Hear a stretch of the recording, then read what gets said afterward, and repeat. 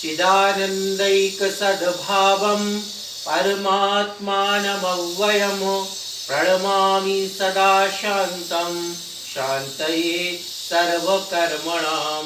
पंचपरमेष्ठी भगवान की जय। एकत्व सप्तति अधिकार में अभी तक हम 55 श्लोक का स्वाध्याय कर चुके हैं। आज हम 56वें नंबर श्लोक से स्वाध्याय करने जा रहे हैं। देखते हैं 56वां नंबर श्लोक। एवं सती यदेवास्ति तदस्तु किमिहापरहि आसाद्यात्मन्निदं तत्त्वं शांतो भव सुखी भव। अर्थ है, हे आत्मन, ऐसी अवस्था के होने पर जो भी कुछ है वह रहे। यहाँ अन्य पदार्थों से भला क्या प्रयोजन है, अर्थात कुछ भी नहीं। इस चैतन्य स्वरूप को पाकर तू शांत और सुखी रहे, सुखी हो। क्या मतलब? ऐसी अवस्था जब हो जाए, कब? जो आत्म ज्योति का यहाँ प्रकरण चल रहा है, जब यह आत्मा में लीन हो जाए, शुद्धोपयोग की अवस्था को प्राप्त कर ले वे साधु, तो उस समय दुनिया की सारी चीजें हट जाएंगी, दृष्टि से भी हट जाएंगी, संयोग भी हट जाएगा।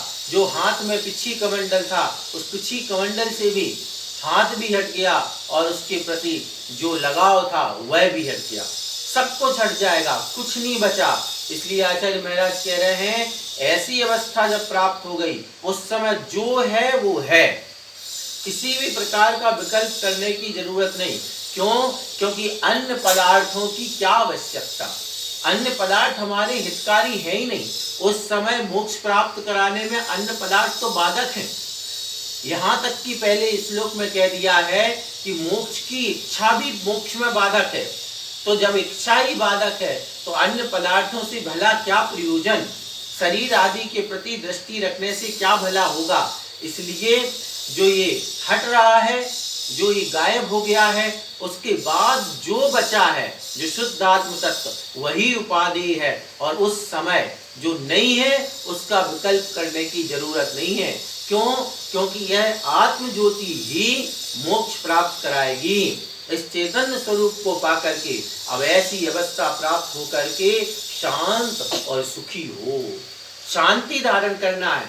कई बार क्या होता है कि होता क्या है, उपरम अवस्था को प्राप्त करने के बाद भी किसी कसाय का उदय आता है और वह नीचे आ जाता है।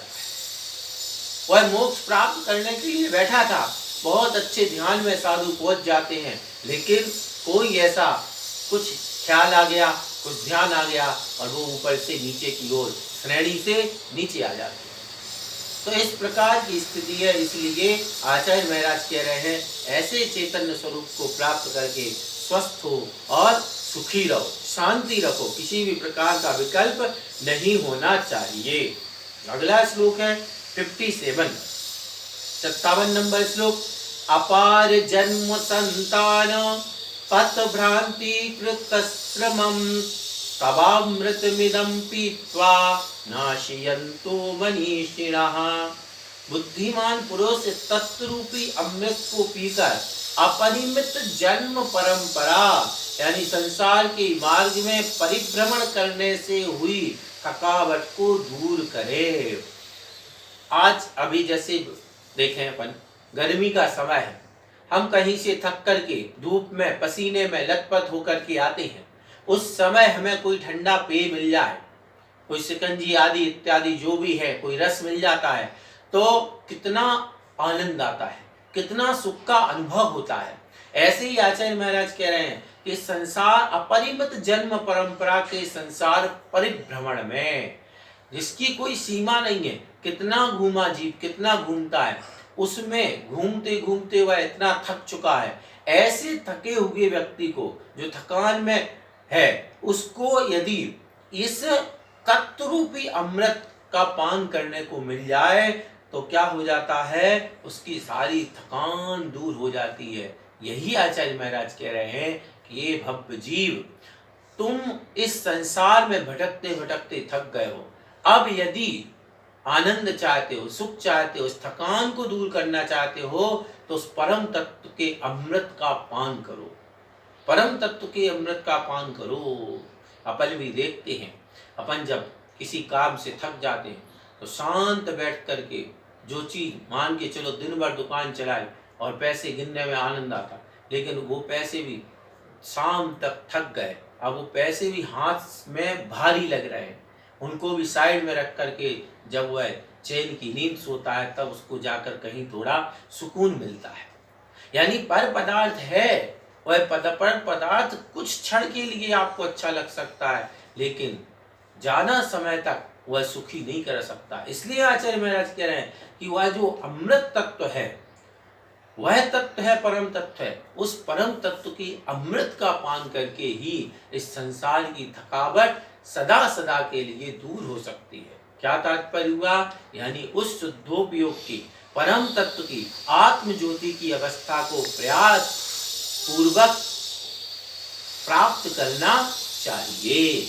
अगला श्लोक है 58 और 59। अति सूक्ष्म मति स्थूल मेकं चानेकमेव यत् स्वसंवेद्यमवेद्यं च यदक्षरमनक्षरम् अनौपम्यमनिर्देश्य मप्रमेयमनाकुलं शून्यं पूर्णं च यन्नित्यमनित्यं च प्रचक्षते। वह आत्म ज्योति अतिशय सूक्ष्म भी है और स्थूल भी है, एक भी है और अनेक भी है, स्वसंवेद्य भी है और अवेद्य भी है, तथा अक्षर भी है और अनक्षर भी है। वह ज्योति अनुपम, अनिर्देश्य, अप्रमेय एवं अनाकुल होकर शून्य भी कही जाती है, पूर्ण भी और नित्य भी कही जाती है, अनित्य भी कही जाती है। कैसे? विशेषार्थ में बताते हैं, वह आत्म ज्योति निश्चय नय की अपेक्षा रूप रस गंध स्पर्श से रहित होने के कारण सूक्ष्म है। कैसे सूक्ष्म है? व्यवहारा मुक्ति बंधादो, व्यवहार से यह बना हुआ है तो स्थूल हो गया, लेकिन निश्चय नय से स्पर्श रस गंध वर्ण दो संति अमुक्ति तदो नहीं होते हैं, इसलिए क्या है? यह सूक्ष्म है। कैसे? स्पर्श रस गंध वर्ण से रहित होने के कारण आत्म ज्योति सूक्ष्म है। व्यवहार नय की अपेक्षा शरीर आश्रित होने से स्थूल है। अब व्यवहार नय क्या दिखता है? सब दिखता है। तो आत्मा इतने शरीर प्रमाण है, और शरीर प्रमाण है तो आत्मा का इतना आकार हो गया, यानी स्थूल हो गया। हाथी के शरीर में है आत्मा, इतना स्थूल हो गया आत्मा। तो सूक्ष्म भी है, स्थूल भी है। इसी प्रकार वह शुद्ध चैतन्य सामान्य स्वभाव की अपेक्षा एक, क्या मतलब? शुद्ध स्वरूप की दृष्टि से देखो तो एक है, लेकिन व्यवहार न्याय की अपेक्षा भिन्न भिन्न शरीर आदि के आश्रित होने से अनेक भी कही जाती है। अलग अलग शरीर में है तो अलग अलग शरीरों की अपेक्षा अनेक कही जाती है। वह स्वसंवेदन प्रत्यक्ष के द्वारा जानने योग्य होने से स्वसंवेद्य है। क्या मतलब? अपने ही द्वारा, यानी आत्मा के द्वारा स्वसंवेद, स्व यानी स्वयं के, वेद यानी वेदन की जाने, अनुभव की जाने वाली, तो अपने ही स्वसंवेदन प्रत्यक्ष के द्वारा जानने योग्य होने से स्वसंवेद्य है, और इंद्रिय जनित ज्ञान की विषय होने से अवेद्य भी है। मतलब मैं डायरेक्ट नहीं जानता हूँ, इंद्रिय आदि से जाना जाता है, इस दृष्टि से अवेद्य हो गया। वह निश्चय से विनाश रहित होने से अक्षर, क्षर यानी नाश हो जाए जिसका, और अक्षर जिसका नाश नहीं है। तो कैसे? मतलब अब विनाश रहित होने से, निश्चय से कैसा है? आत्मा कभी विनाश कोई इसका पर्याय दृष्टि नहीं है निश्चय की, तो वह देखता ही नहीं है, जन्म मरण भी वह नहीं देखता है, इसलिए अक्षर है। और अकार आदि अक्षरों से रहित होने के कारण अथवा व्यवहार की अपेक्षा विनष्ट हो जाने से अनक्षर भी, यानी इसका नाश भी। कैसे नाश होता? पर्याय की दृष्टि से। एक मनुष्य मर करके देव बना, उस मनुष्य का नाश हो गया, हम कहते हैं मरण हो गया, तो ये व्यवहार से मरण भी कहा जाता है, इस दृष्टि से अनक्षर भी है। वही आत्म ज्योति उपमा रहित होने से अनुपम, ये तो अपन जानते ही हैं, कोई उपमा नहीं। आत्म ज्योति की किससे उपमा करेंगे अपन? कोई उसके जैसा दूसरा है ही नहीं। निश्चय से शब्द का विषय होने से अनिर्देश, अब शब्द का अविषय है, यह आत्मा है, शब्दों के द्वारा व्याख्यान नहीं किया जा सकता है, इसलिए कैसी है, अवाच्य है। समव्यवहारिक प्रत्यक्ष आदि प्रमाणों का विषय ना होने से अप्रमेय है। अब जो समव्यवहारिक प्रत्यक्ष है, इन प्रमाणों का यह विषय नहीं है आत्मा, इसलिए अप्रमेय। अप्रमेय यानी जानने योग्य नहीं है। जैसे मति ज्ञान श्रुत ज्ञान है, अब इससे क्या हम आत्मा को साक्षात देख सकते हैं? नहीं देख सकते। तो इन ज्ञानों की अपेक्षा क्या होगी? अप्रमेय, यानी ज्ञान का विषय नहीं है। आकुलता रहित होने के कारण अनाकुल भी है, लेकिन इस आत्मा में आकुलता नहीं होता, इसलिए अनाकुल भी कहा जाता है। इसके अतिरिक्त चूंकि वह मूर्तिक समस्त बाह्य पदार्थों के संयोग से रहित है। देखो कैसे गुणों से परिपूर्ण, वह मूर्तिक समस्त बाह्य पदार्थों के संयोग से रहित है, अतएव शून्य तथा अपने ज्ञानादि गुणों से परिपूर्ण होने से पूर्ण भी माना जाता है, अथवा परकीय द्रव्यादि की अपेक्षा शून्य और स्वकीय द्रव्यादि की अपेक्षा पूर्ण भी मानी जाती है। दूसरे द्रव्य की अपेक्षा मैं शून्य हूँ, कुछ भी नहीं हूँ, लेकिन स्वद्रव्य की अपेक्षा पूर्ण हूँ। जब मेरी आत्मा की स्वयं की बात आएगी तो मैं पूर्ण हूँ, और दूसरे द्रव्य की अपेक्षा क्या है? यह शून्य है। क्यों? क्योंकि दूसरे द्रव्य के लिए मैं कुछ भी नहीं हूँ। वह द्रव्यार्थिक न्याय की अपेक्षा विनाश रहित होने से नित्य। द्रव्यार्थिक न्याय क्या कहता है? वह नित्यता को देखता है, द्रव्य पर दृष्टि रखता है, और द्रव्य सद्रव्य लक्षण, और द्रव्यार्थिक न्याय विशेष रूप से क्या करता है? सत पर दृष्टि करता है, अस्तित्व पर। वह विनाश को देखता ही नहीं, पर्यायों को देखता नहीं। पर्यायों का देखने का काम पर्यायार्थिक न्याय का है, इसलिए विनाश रहित रूप में देखा जाता है। और पर्यायार्थिक न्याय की अपेक्षा अनित्य भी है, पर्याय बदलती रहती हैं, इस दृष्टि से आत्मा अनित्य है। इस प्रकार से यह जो आत्म ज्योति है, इसको हमें समझना चाहिए विभिन्न अपेक्षाओं से, विभिन्न अपेक्षाओं से। ऐसा यह श्लोक हुआ। अब अगला 60वां नंबर श्लोक है। 60वां नंबर श्लोक क्या कह रहा है, देखते हैं। निश्शरीरम निरालंबम निःशब्दम निरुपाधियत् चिदात्मकं परं ज्योतिर्वाङ्मानसगोचरम्।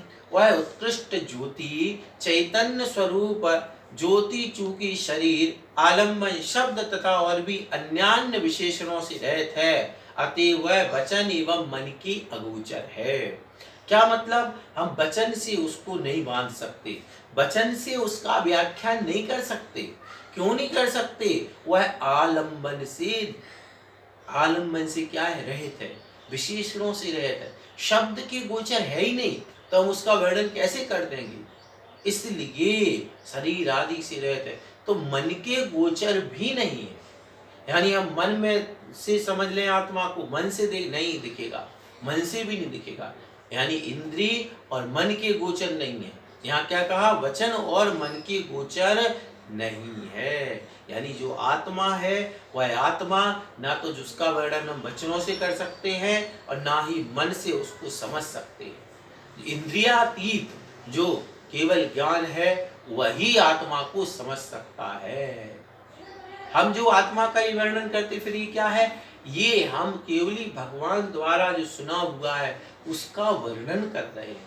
लेकिन किसी जैसे हम प्रत्यक्ष करके आत्मा को कि ऐसा ये देखो इस तरीके का आत्मा है, जैसे हमने कहा कि ये है, ये पेन बिल्कुल सामने ही दिखाई दे रहा है, ऐसा इस प्रकार का ये सत्य वर्णन किया जा रहा है कि पिंक कलर है और इसका हम वर्णन कर रहे हैं। ऐसे आत्मा का वर्णन नहीं किया जा सकता है। क्यों? क्योंकि उसका जो स्वरूप है और वचन की अगोचर है, और वचनों में हम आत्मा को बांध नहीं सकते। इस प्रकार से भी बात। दूसरी और भी देखें, इसकी कई विशेषताएं निकलेंगी कि जैसे मान के चलो इसका है तो इसमें मान को 100 गुण है, तो 100 गुणों को हम वचन से कह देंगे, लेकिन आत्मा में अनंत गुण है, आप कितनी गुणों का बखान करोगे? तो इस दृष्टि से भी आत्मा वचन की अगोचर है और मन के अगोचर है। यहाँ तक हमने 60 श्लोकों का स्वाध्याय पूर्ण किया, और अब हम कल आगे देखेंगे। यहाँ तक 60 श्लोक अपने पूर्ण हुए। सभी को जय जिनेन्द्र।